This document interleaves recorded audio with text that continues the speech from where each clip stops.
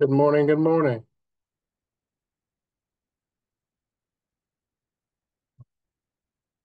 Uh, Good Good. morning, gentlemen. How are we? We're doing fine. Doing well.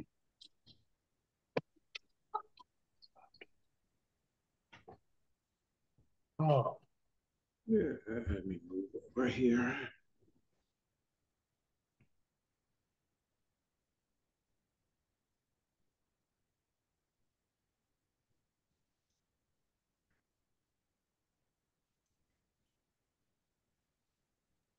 Hey, Eric, this is telling me that I can't turn my video on because you are not allowing me to. Is that correct?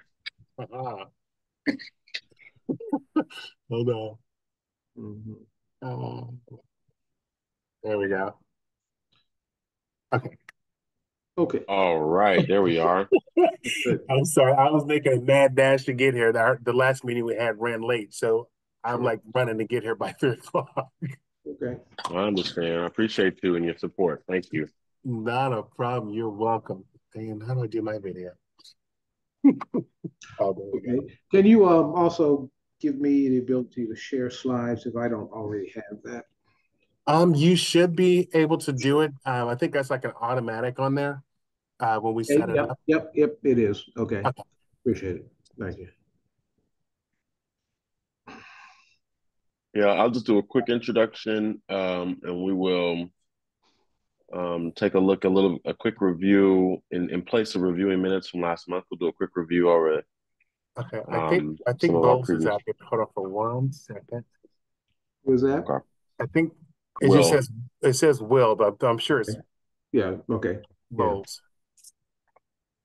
And then by about 4:10, we'll be ready to get started, Dr. Tahid. Sounds good. Peace, peace, brothers. How y'all doing? Oh, fine. It's the Will Bowles. Indeed, indeed. How Amazing. you doing, sir? Good, good. How you doing? Still winning. All right. Always, always. We got to keep it. Right. I will give our other commission members, subcommittee members, about 3 more minutes, and we'll kick off at 4:05, guys. Okay.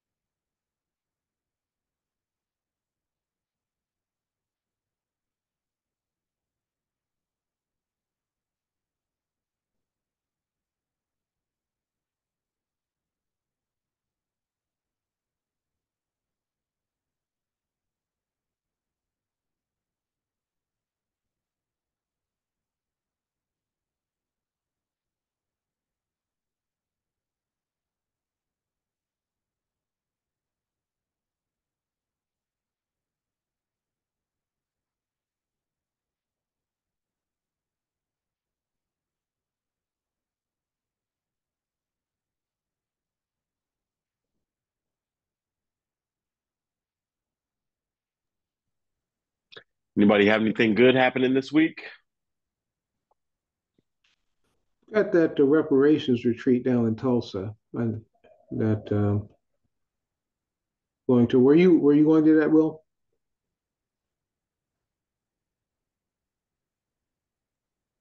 Yeah, I was planning on going to that. Yeah. It's I think First Repair is sponsoring it, I do believe. Reparations conference It's a retreat. It's retreat. for I think it's sponsored by the Evanston folks, First Repair retreat, and I guess if you were on the mailing list, Yeah, I because haven't seen that one. yeah, but You they're can having forward me that. I appreciate seeing it. yeah tomorrow through Saturday. Okay, yeah, forward me that information. Is any of it virtual? I don't know. I don't think so. Okay. Well, it is 4:05, so I will go ahead and call us to order. It is June 12th, and this is the Education Reparations Subcommittee for the Mayor's Commission on Reparations. I'm Cornell Ellis, I'm the Education Subcommittee Chair. Can we go ahead and take roll, please, Mr. Goodman? Yes, sir. Okay, as I call your name, say present, and those that are absent, I will say absent. Yeah. Commissioner Hellis, Present. Commissioner Bowles, Here. Commissioner Tawheed, Present. and Commissioner Morris. I do not see Commissioner Morris online. So we will say Commissioner Morris is absent. Okay. Awesome. Am I on the list for the healthcare committee still, Mr. Goodman? You are, yes. Okay. Okay, great. Thank you for that. I appreciate it. We are a small but mighty team and looking forward to continuing to having conversations about education, specifically in the Kansas City area, and how they've been affected or impacted by a lack thereof of support and impact to Black citizens in the Kansas City area. This evening, we are going to be hearing from our guest speaker, Dr. Tahi, who will be presenting us with a data talk and a conversation about African-centered education and its impact in the Kansas City area. This is, can you all see my screen? Yes. Mm-hmm. This is the slideshow that we've been working off of. So this has now been updated. I believe this is 612, but we did have some 410 notes in here as well. Mm-hmm. And so here are our members. Here are our goals: to define city policies and structures which impose harms and oppression to those of African descent in the Kansas City metro area, specifically within the education community. I think that we've gotten to a place now over the course of almost a year where we've done a pretty great job listing out some of the harms, imposed harms and oppressions. And I'm hoping that we are thinking as we move forward, organizing, reporting out data, and findings to larger community and city council. Again, I'm also thinking a lot about in conjunction with the harm statement. What is it? The suggestions. What is it that we're going to be providing as a solution, or providing as a reconciling act? So here's kind of the list of some of the harms that we've talked about over the course of the year. Back kind of in December January, when we had our first listening session, we heard from Spark Bookart, and we had lots of guest speakers that spoke around the lack of economic and financial investment legislation that restricted the growth of Kansas City public schools, white flight that has led to the current state, multiple districts surrounding the Kansas City public schools. On 410, we heard from Dr. And Queen Mother Ballard around African-centered education and J.S. Chick, and the specific instance that led to not only the closing of let me start with the specific instance, the proliferation of the African-centered education and its success, and then its subsequent closing, and the role of Kansas City municipalities and legislation in that space as well. I would like to continue. We will continue adding harms as we continue having these conversations and listening over the course of this spring and summer as we continue having education subcommittee meetings. That's part of our new business today, is to be able to hopefully come up with some dates for listening sessions this spring, where we can continue to hear from the community and continue to hear from the public around what some of these recommendations can be. So again, we all know that Kansas City Public Schools are coming up on a bond initiative for April 2025. And so I think that we all are looking at the bond initiative as an opportunity for us to start these reconciliatory actions. I think in addition to that, we've continued to have more and more conversations about African-centered education. As you just saw back in April at our community, it wasn't a listening session, it was an education subcommittee session that was led by and guest. It was in person. It was guest appeared by Dr. Kevin and Queen Mother Ballard, who spoke about J.S. Chick and the African-centered education. And we truly believe, I know that I truly believe, I think that we want to spend more time thinking, talking, and hearing about how African-centered education can make a resurgence, how African-centered education can be a part of the plan that we put together as an education subcommittee for the direction we'd like to go when thinking about reconciling the harms that have been imposed on African American students in the Kansas City area. So with that, we asked Dr. Tawhid, who was an intimate and participant and learner directly from Dr. Ballard and Queen Mother Ballard, and was present during the J.S. Chick era, who watched all of this happen, and not only watched but researched and took copious notes. And so we would love to hear today about some of that data, some of the reflection and research as we look back on the impact of African-centered education. I know I'm extremely interested to understand this exactly how we define African-centered education, kind of how African-centered education distinguishes itself from other pedagogical strategies. And so as we'll be spending most of our time here with the guest speaker, and then when we come back, we'll ask some questions at about 4:40, 4:45. We'll be able to dive into a little bit of questioning, and we'll finish up with a little bit of new business, again, thinking about future meetings, guest speakers, and listening sessions. So that'll be our agenda today. I'm going to go ahead and hand it over to Dr. Tawhid to present us with the information. Yes, thank you, Mr. Chairman. Let me get my slideshow up here and shared. Let's see how we do this.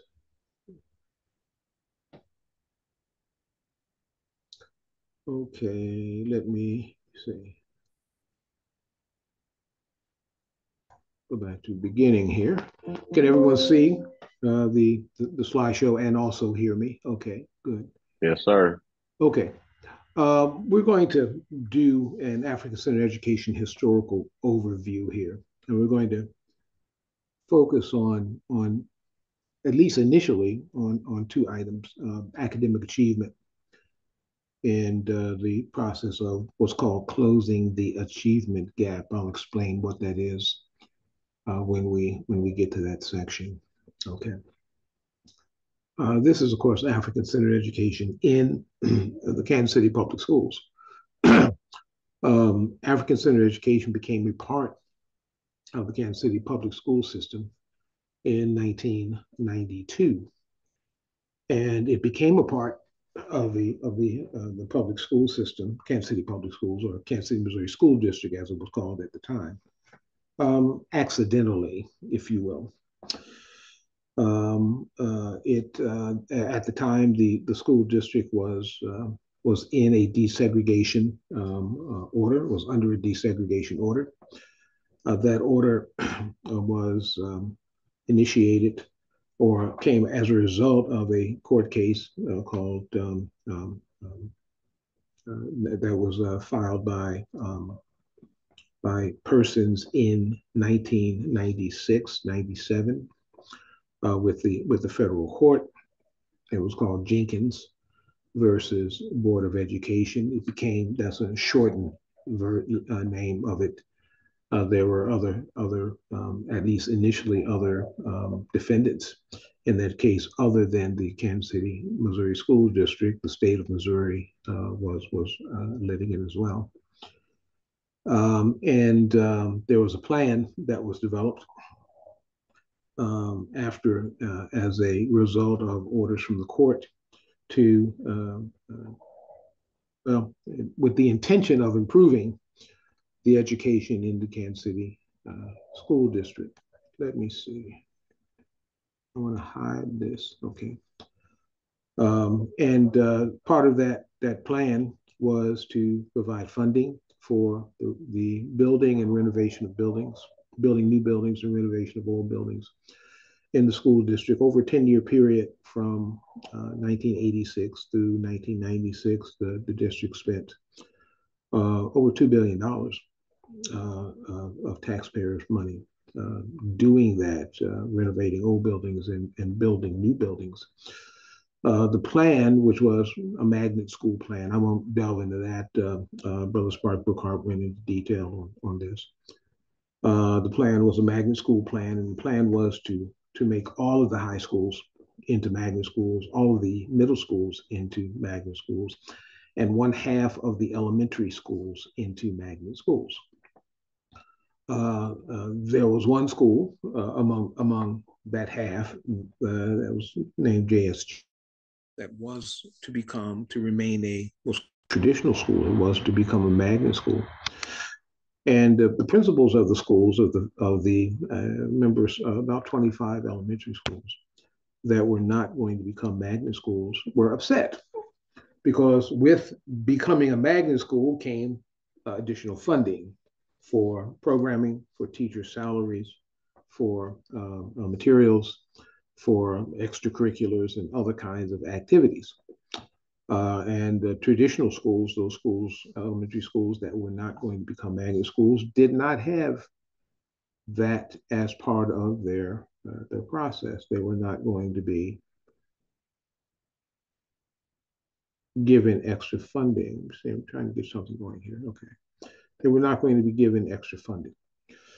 And so in order to placate the principals and teachers and parents of those schools that were not going to get additional funding, the court decided to, well, the court, of course, being asked or being prompted by the desegregation attorney at the time, said, okay, you're a traditional school, you're not going to get any funding, but you can do anything you want to do. If you want to kind of do a theme on your own and so forth and so on, you can do that. And Queen Mother Ballard and Dr. Kevin Ballard talked about this on their visit here, that Queen Mother Ballard and Kevin Ballard had spent time in Liberia working on their educational system there. And Queen Mother Ballard decided that she was going to implement an African-centered educational process in her school. That school was J.S. Chick. And that came online in 1992. And African-centered education has I guess a number of approaches, but it has some foundational principles, and one of which is that African-American children can learn as well as any other children. That is a principle that is foundational. That there is nothing wrong with our children. What is wrong is how we teach our children. And so we have to learn to teach our children differently and to have different expectations, higher expectations for our children in terms of their performance if we're going to get the academic performance from them that we want. I won't go into more details. There's lots to African-centered education, but essentially it is about what we expect our children to be able to learn and putting in place processes for them that to occur. And so going forward, in terms of the academic achievement, I'm going to show some charts here, some graphs. And those graphs are going to make some comparisons between scores at school at J.S. Chick, also scores at a school named Sanford Ladd, which is now closed. So is J.S. Chick. But Chick was the first African Center School. Sanford Ladd became an African Center School in 1997. And I'm going to show test scores on a timeline, not just Chick and Ladd, but also Black students in the Kansas City Public Schools, Kansas City, Missouri School District, white students in the Kansas City Public Schools, and Missouri average performance. And so now that performance is going to show that Chick, African Centered Shule, word for school, has consistently achieved MAP, Missouri Achievement Program scores at or above Missouri state averages and above the level for Kansas City, Missouri white students. Now, part of the order in the Jenkins desegregation case was to close the achievement gap between Black and white students. You'll see that Black students were performing significantly lower than white students. Closing that achievement gap was one of the criteria for getting out of the desegregation case. And we'll see that there is no achievement gap. There was no achievement gap for J.S. Chick students. So here we also, we'll see in this, since we're looking at Chick and Ladd, that Ladd African Center Shule had progressed in a short time from one of the Kansas City, Missouri's worst elementary schools, to become one of the state of Missouri's top 5 most improved schools since becoming African centered. And the scores were approaching Missouri state average and were above the level or above or comparable to the level for Kansas City, Missouri white students. So the achievement gap was closed with Ladd as well. Now, that recognition of the achievement gap closing and the improvement in Sanford Ladd's scores was acknowledged by the state of Missouri, and Governor Bob Holden took a visit to Kansas City and to Sanford Ladd in December of 2021. And this is the statement he made. He said, "I know," it's part of the statement. He said, I know you share my commitment to education. Your school is the first court-order African-centered elementary school in the entire country. Sanford Ladd was the first court-order African-centered school in the country. Now, again, J.S. Chick came on the board because it was offered that the traditional school principals could do whatever they wanted to do.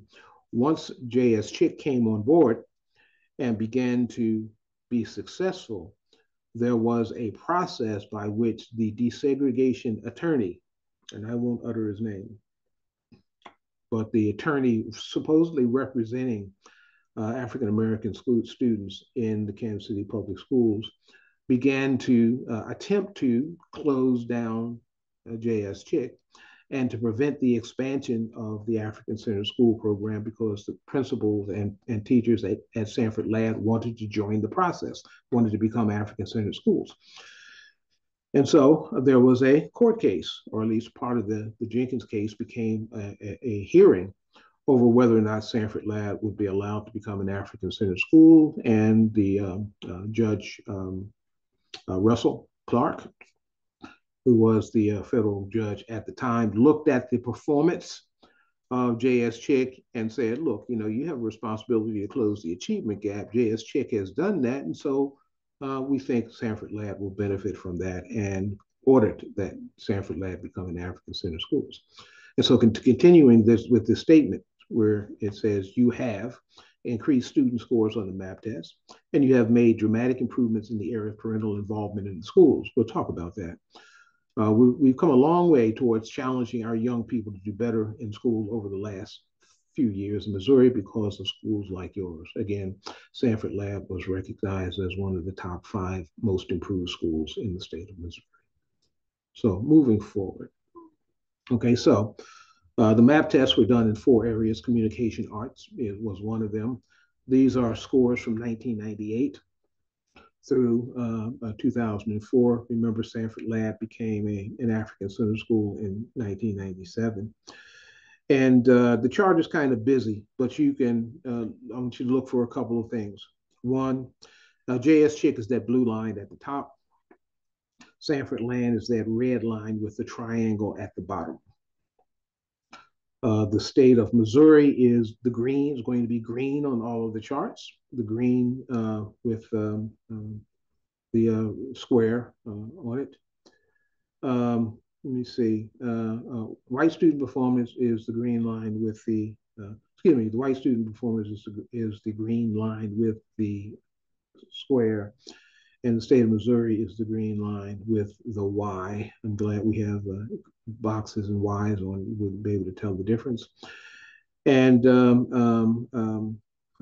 Black students, Kansas City, Missouri School District, Black students is the red line with the X's.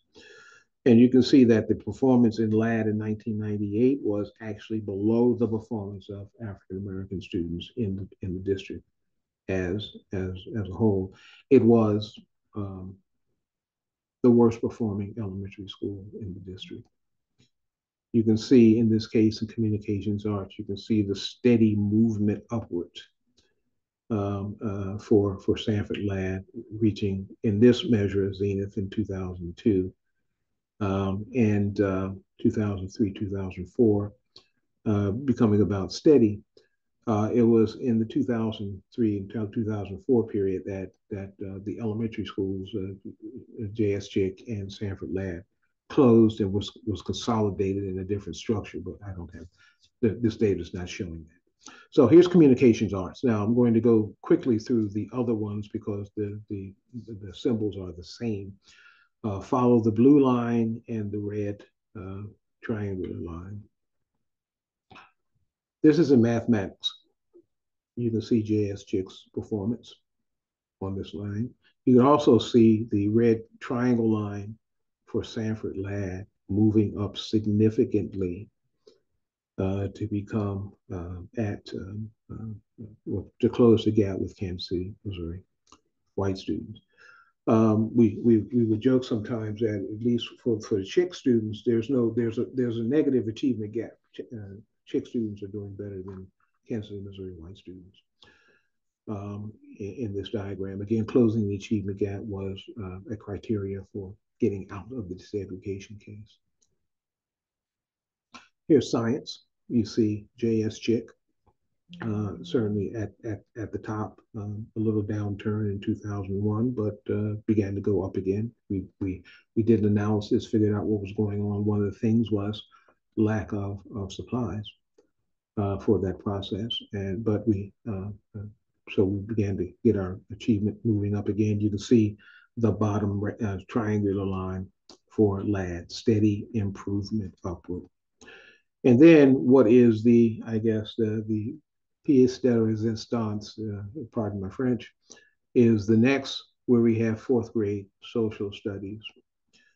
The performance of JS Chick in social studies is well above state of Missouri performance, certainly above Kansas City, Missouri performance.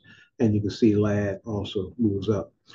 And one of the ways I always want to explain why JS Chick did so well in social studies, its best performing subject, was because, of course, the JS Chick students learned everything that they were supposed to learn in terms of the state of Missouri curriculum in social studies, but then they learned so much more because they are also, of course, exploring their African heritage and learning about Africa and African history, but also learning about where Africa fits in the rest of the world. It's not just focusing on Africa, it's understanding where Africa is centered in the rest of the world and where they are centered as African-American students in that process. And so they learned what they should have learned, but they learned so much more, and it shows in the social studies curriculum. And so the closing achievement gap in a few short years. Now let's move on to, these are elementary schools, Chick and Lad. In 1997, also one of the middle school Martin Luther King Middle School, became an African-centered school. And it too showed a significant improvement in the time that it was an African-centered school, again, before the schools, the African-centered schools themselves were consolidated into one larger school. And here's the evidence for that. We have seventh grade communications arts. And King is that blue line down at the bottom. And you can see it started to have improvement as a result of becoming an African-centered school. Now, understand, these are middle schools, and middle schools are notoriously difficult environments to motivate students. There's a lot going on with middle schoolers that distracts them from education. And so we began to move upward. In other areas, you can see the movement upward even better. You can see the movement upward here in mathematics, the blue line for King. You can see the movement upward in science for King. And again, that great jump in social studies for our African-centered students who are learning not only about themselves, but about other people as well. Dr. Tahi, real quick, I'm sorry. What is, on these last few slides, what is the orange line with the Y? The orange line with the Y would be, well, is it a Y? That's a good question. Okay, I'm glad you asked that. Let me see. You've got green, blue, green, orange must be, yeah, that must be state of Missouri. There's something, okay, hold on. There's something wrong with the iconography. I can tell you that the line at the top is state of Missouri average. Okay, state of Missouri. Okay. Yeah. It must be. The key is incorrect. Yeah, the key is incorrect. I can tell you. Thank you for pointing that out. I'll make sure I correct that. The key is incorrect.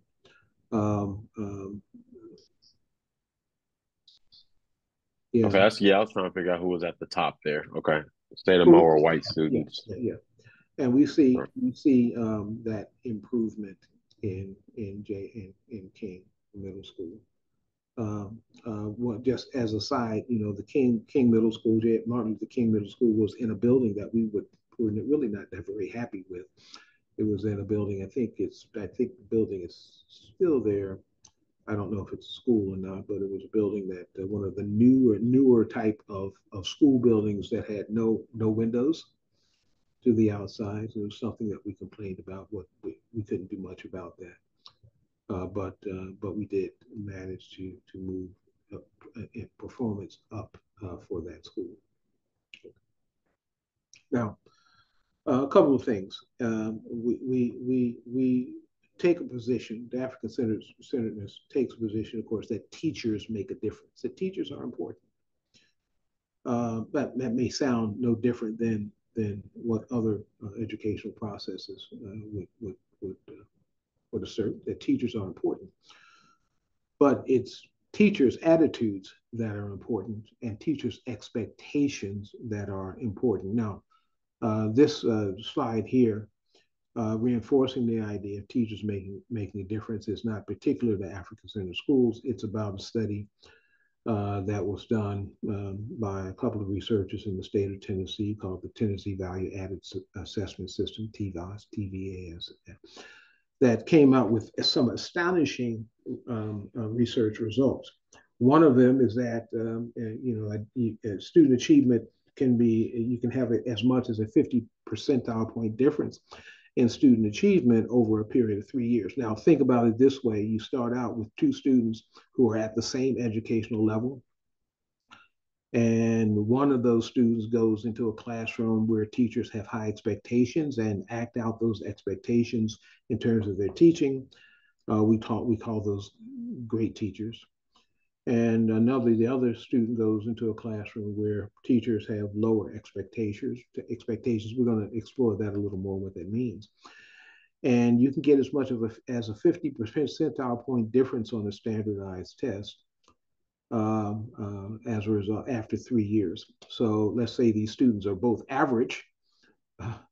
by the end of 3 years, one of those students is going to become 99 percentile student. The other student is going to not, it may drop, but there'll be a 50-point difference between them. Teachers matter. And I won't go through more of this slide, except this to indicate down here this item here, that research indicates that race and socioeconomic level of the parents, class size, classroom heterogeneity are poor predictors of student academic growth. And in this study, none of those things that were traditionally thought of as being important for achievement makes a difference. It is the teacher that makes a difference. Now, we're understanding that in the African-centered process, where there's an there's an understanding here that there's an effect of culture on teacher expectations. And when we talk about culture here, it's typically in education, when you talk about culture, you're talking about the culture of the student. Here, we're talking about the culture of the teacher. That is, what does the teacher believe about the student? And so this idea here is that teachers who are not trained in a proper pedagogy, in a way to teach students, particularly African-American students, they have what's called an ideal type. They have expectations of certain types of students that are different than the expectations of other types of students. And in this particular study, there's the source of this data is from a study that was done by a fellow named Ray Rist, which appeared in the Harvard Educational Review 1970, called The Self-Fulfilling Prophecy in Ghetto Education. And he observed some teachers in a classroom in St. Louis public schools, in fact. All Black students in the school, all Black teachers. So it wasn't a matter of white teachers or Black teachers. Without going through this in any detail, in too much detail, the teachers had expectations for their kindergarten students when they came in and divided them into tables, into groups based on what they thought these students would do, but with no other information about these students, except some students looked a little bit underfed and not as well groomed as others. And so the students assumed that these students came from poor households and had lower expectations for these students than the students who came from what the teacher thought of as wealthier households. And that difference, that is what these teachers thought about the students, an aspect of culture, affected their expectations on the students. Their expectations affected how they taught these students, where they thought of students with higher expectations as getting more of their time. They thought of them as fast learners and gave them more time. They thought of the others as slow learners and gave them less time. Of course, that had an effect on teaching, on achievement of the students. And then as the students went from kindergarten to first grade to second grade, that process continued on with subsequent teachers, because now these students were in fact behind. Whereas in the beginning, they could have been together. That is, the two students, one put in a fast group, one put in a slow group, without any assessment of whether they should be in a slow group or a fast group, which is problematic itself. After 3 teachers, kindergarten, first grade, second grade, the 2 students who had been sorted out as the fast learners were achieving much better at a higher level than the other students as a result of having students who had higher expectations for them or lower expectations for them. So this 3 teacher, having 3 good teachers, having 3 teachers with high expectations makes a difference. Okay, here's an example going back to our particular instance here in Kansas City. A book by Teresa Perry, Claude Steele, and Asa Hilliard in 2003 titled Young, Gifted, and Black, Promoting High Achievement Among African American Students. And so they write in this book, J.S. Chick School in Kansas City, Missouri is a public African-centered school, a school that teaches the children about their heritage, reinforcing many reintroducing many to their traditional ways. According to the Link Commissioner Report, that's Link in Kansas City Link, published by the Kansas City Public Schools in 2002, Chick scored higher on the MAP test than any other school in the Kansas City, Missouri school district. This is a very important demonstration of the fact that there is no conflict between having an African-centered school and having excellent performance on standardized achievement. Resisting educators and policymakers frequently make a false dichotomy where parents and communities demand culturally salient schools. Chick and other African-centered public and private schools demonstrate that children can do both, and there is no reason to choose either or. They can have an African-centered education and be high achievers. Continue on. Teachers like Carrie Secret, here they're talking about other school districts as well, or other schools, projects like Project Seed, and even whole successful schools like Sankofa Chalet in East Lansing, Michigan, or Chick Elementary School in Kansas City, Missouri, are frequent targets of school leaders. They are seen often as, quote, non-team players. They do not fit the programs that are research, quote, research-based. They are almost always ignored in typical research studies. As a result, we have lost many opportunities to inspire other professionals, to inform policymakers, to challenge bad educational psychology, bad educational sociology, and bad pedagogy. The feelings seem to be that those teachers are unique or charismatic, and that what they do is beyond other teachers. Nothing could be further from the truth. These examples lead where we should go.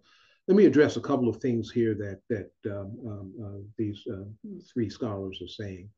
One, of course, they're pointing out J.S. Chick and its performance. They were also indicating that there's no reason to have to make a choice between an African-centered education and excellent education. In fact, J.S. Chick and other schools have shown that those things go hand in hand. And they mention here that these schools are often attacked. And when Queen Mother Ballard and Dr. Kevin Ballard came here, we talked about the process of these African-centered schools, even though they were high performing, were attacked and shut down. That is a harm that was done to education, to the education of African-American students in the Kansas City public schools. It is a definite harm that is cumulative and continues on today and will have dire effects on students tomorrow. They're often attacked because, well, the schools are not research-based. Well, we have research here. Here's some research that I'm presenting to you. But it's not research that's done by the traditional universities that do educational research. It says the feeling seemed to be that those teachers are unique or charismatic. When the J.S. Chick began to have its high performance, response from those who were opposed to African-centered education was, oh, it was all about Queen Mother Ballard. It was just her personality. She was the one who did this. And of course, then when Sanford Ladd and Martin Luther King came on board as African-centered schools and began to get the same performance increase in school district, then obviously it's got to be something other than charismatic. And part of what it is the fact that Asa Hilliard, who is an educational psychologist and a leader in the field of education in general, not just African-centered education, was one of the persons who, on a continuous basis, gave teacher training and principal training and parent training and student trainings to students, to the school community, African-centered school community here in Kansas City, Missouri. He was one of our educational leaders. That is, students and teachers and parents and principals can be trained to do this. And so it's not about personality, it is about pedagogy. Okay, now that process of J.S. Chick I mentioned in Sanford Ladd, and then J.S. King was consolidated into one campus. It was a campus in the old Southeast campus, not just the high school, but also the school next door, the elementary school next door to the high school. And then there was a third building that wasn't used as a school, but became a school, a middle school, when African Center process took over the campus. Now, looking at some differences in that it made when it became on board in 2008, I'm believing. I have to look at the dates.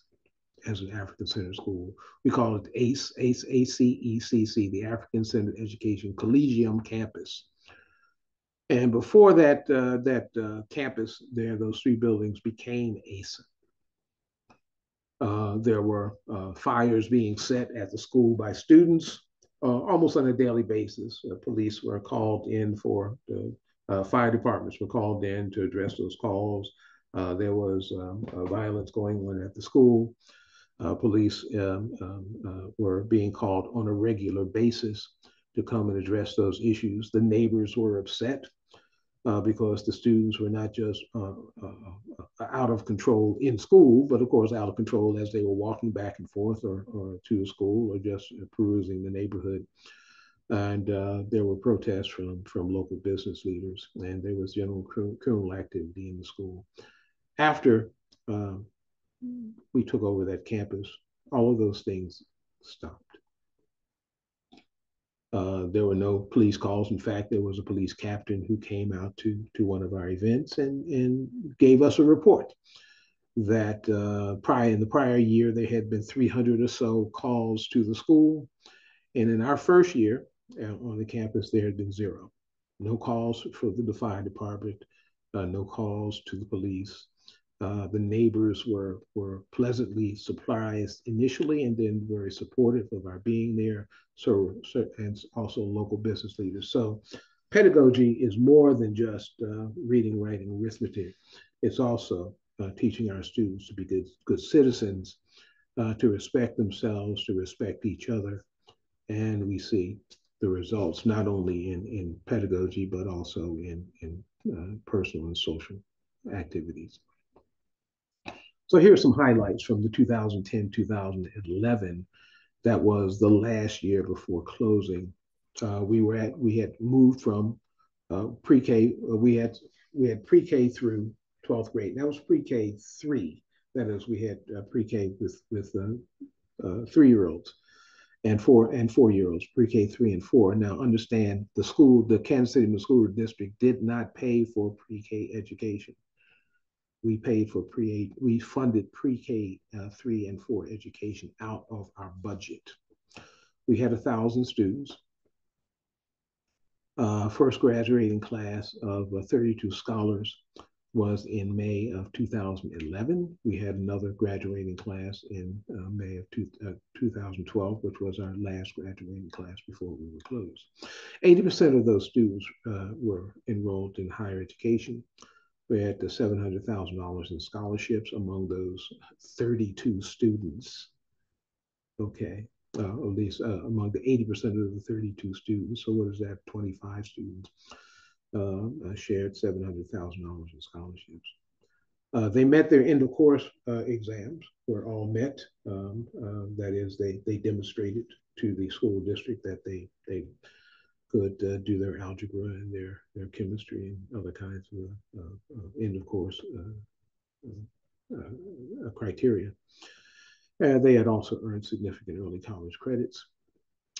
We had on the right side here, first place award-winning Marching Pharaohs band. Now we had a band, and what was significant in that is that the Kansas City, Missouri School District had discontinued band. They had no band in the school district. So this is another thing that we funded out of our funds. We had an excellent and outstanding music teacher who started the band. We acquired instruments for our students, and not only did we have a band program, but we were an award-winning band program.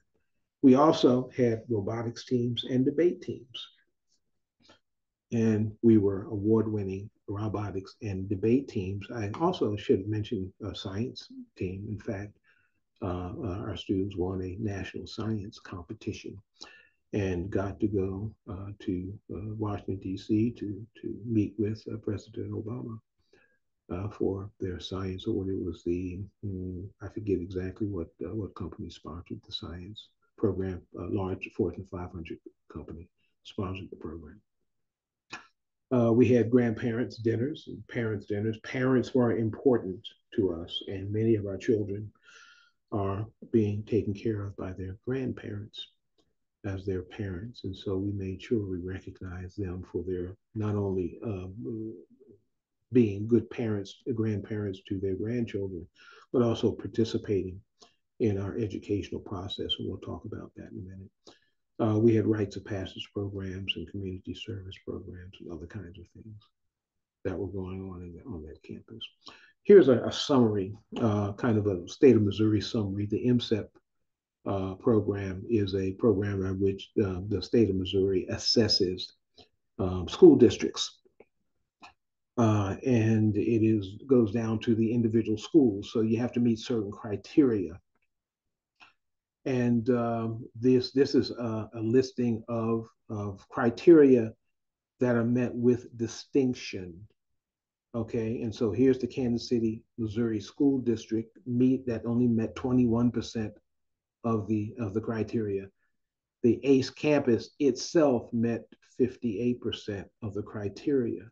So, for example, where the Kansas City, Missouri school district did not have a distinct ranking in 6th and 8th grade communications, our ACE did.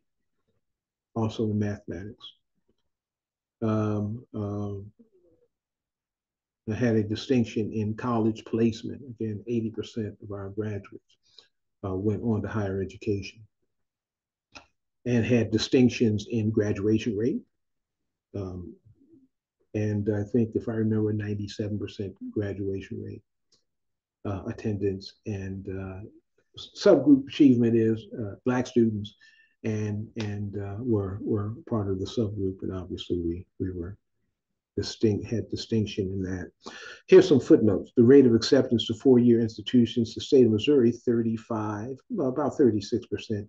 Kansas City, Missouri school district, 27, 28%. Our campus was 77%.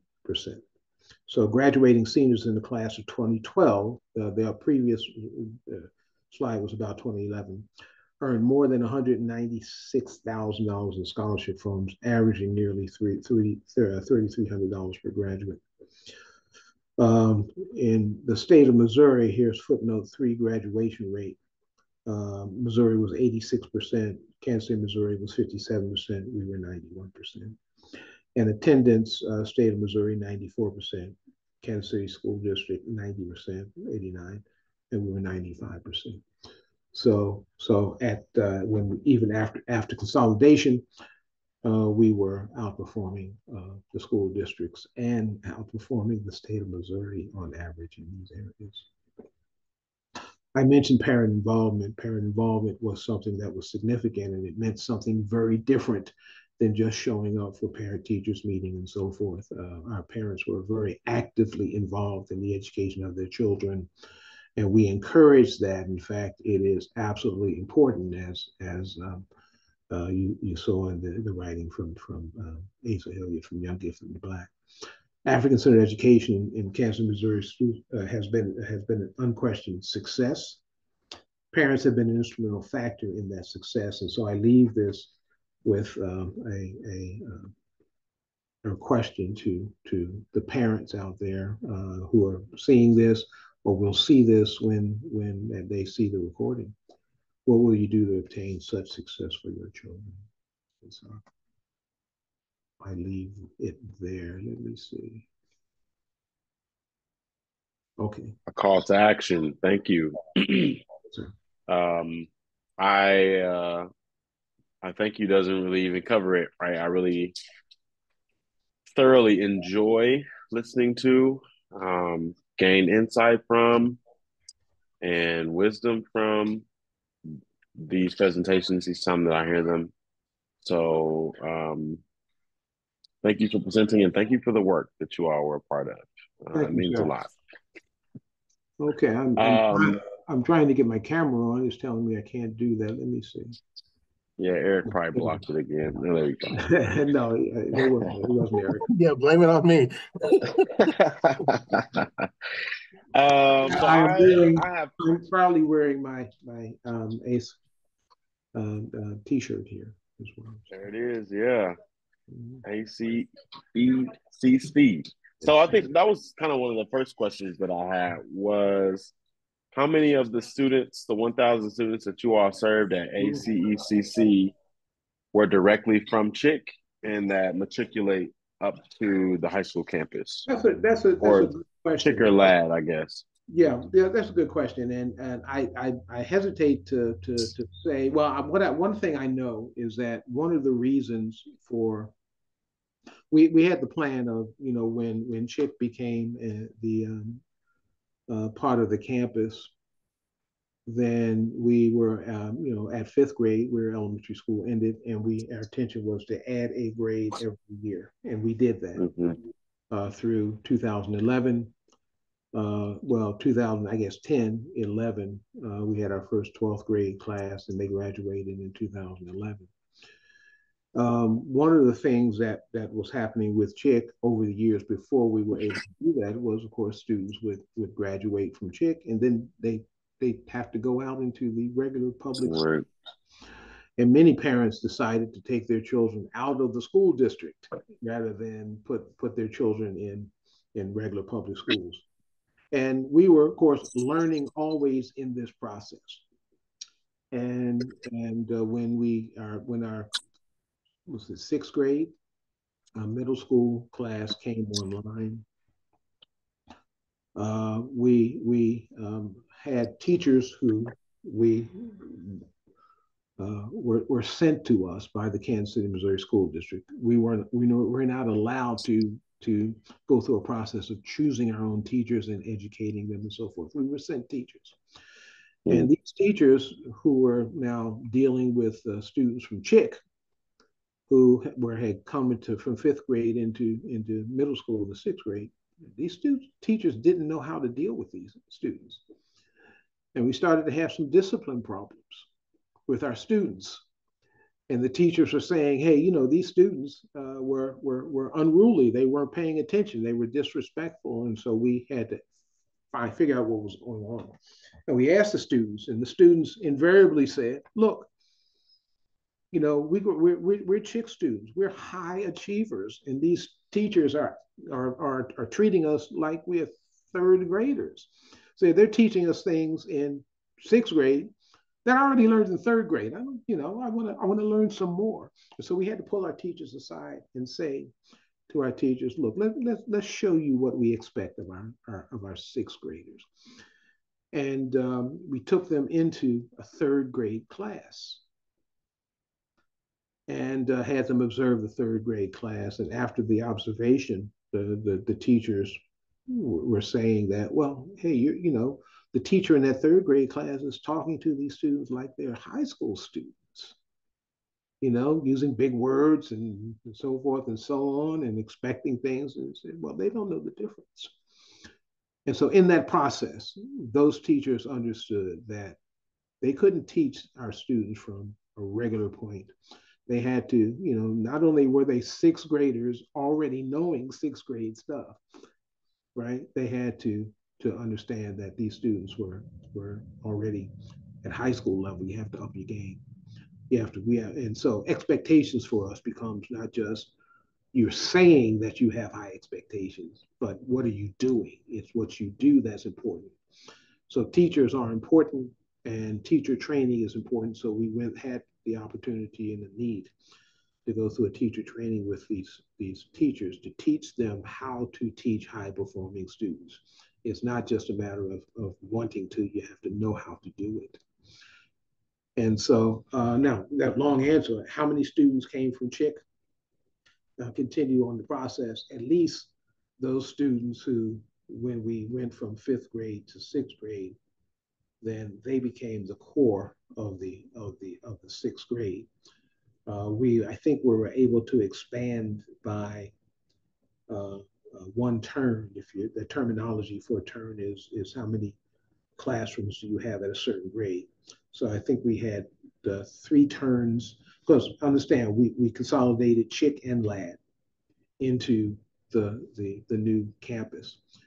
And so we went from three turns to four turns. We added another 20 students, 20 students from outside, but all of the Chick and Lad students would have come forward, and I got you.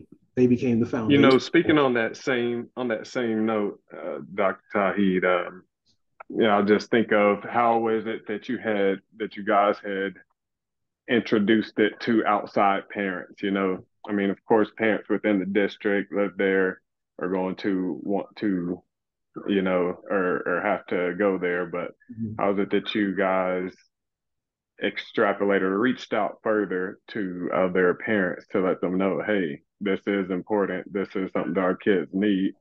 Enroll your kids so that, it's not, we know it's a necessity, but then there's also the demand to show it as well.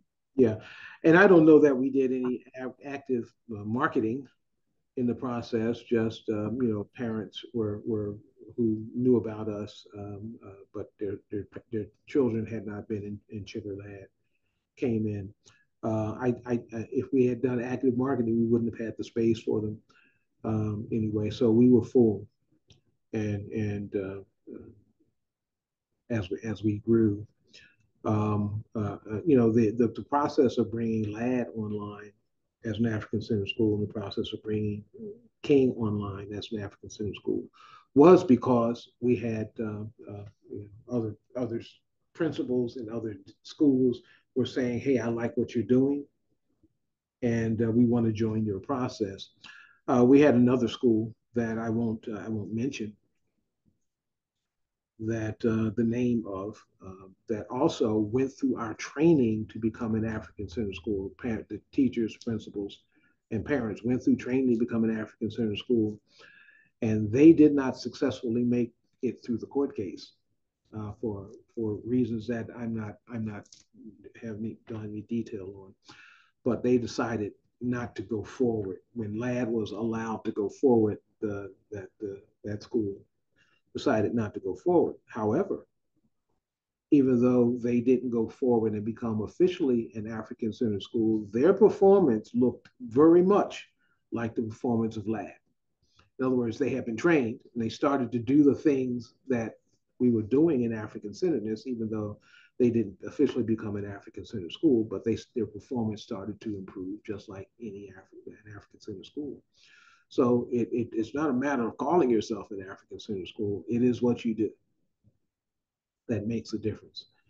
And it's very hard to explain to anyone how African centeredness looked in a school, but it was typical for visitors to the school, to the campus, or Chick and Lad before. To add, I think Dr. Kevin mentioned that he had some visitors to the school from the state of Missouri who came by from Desi and walked into the school and asked the question, are the school in session? Because it was so quiet. You're in the hallway and you're not hearing anything going on in the hallway during class because the students are quiet and learning and so forth. Now, when you get to, between classes and students are moving back and forth in the hall, it's like students who are very active and eager and so forth. But while class is going on, it was school, like a college campus, if you will. In between classes, it's quiet. Right. Nobody's out in the hallway doing anything. Well, it's 5:03. I really appreciate the data and the information. I think I know that we will continue on this track of information and conversation as we move forward and thinking about, I know I'm taking away this ideas of systemizing charisma, creating belief in teachers. What does that teacher training look like? Teachers make a difference, teacher expectations and belief. Right. And integrating some of these types of ideas when we start talking about suggestions or we're talking about how to create a type of reconciliatory action in education moving forward, right? It could look like teacher training. It could look like teacher teacher professional development, continued learning that leans in the lens of African-centered education, right? Yeah. Yeah, So that training is important because culture, as we utilize that concept, is as applied to the teacher. You know, our teachers go through this culture that devalues blackness and teaches mhm, them that mhm, black students can't learn, and because they have those low expectations, even though they're taught in schools of education to say they have high expectations, they actually right, act out low expectations, and that is an effect of the culture of Western culture, American culture in particular, on them, right, that now sets the framework and the future trajectory for their students. And that's what absolutely, the training has to deal with. absolutely. Awesome. Well, with that, I'm going to open up for public comment. There's no one in the audience. The person that was there, he is gone. Okay. Awesome. So at 5:05 today, we will adjourn. Thank you for you all's time, information. Will, I appreciate you for being here. And we will pick this conversation back up next month. We'll do a little bit of a review and thinking about some of the information and continue the conversation. And we will plan, like I said, do some planning around listening sessions for the summer and fall. And Eric, I will send my PowerPoint to you to I, put. I was just getting to ask you about Yeah, that. Thank you. send it to you so we can get it online. Or All right. okay. Thank you all. All right. Thank Thank you, you. guys. Have a good one. Bye bye. You too.